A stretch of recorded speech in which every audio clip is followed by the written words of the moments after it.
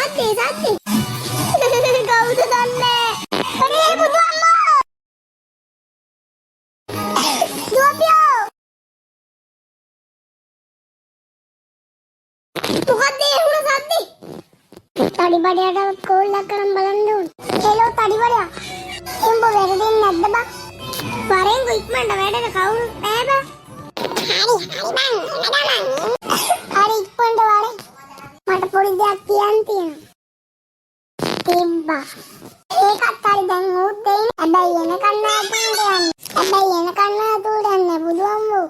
අඩොත් ඔයියා. මං ආවා බං. ඒ බං. ඒ ඇතුලේ මට සද්දයක් ඇහුණානේ බං.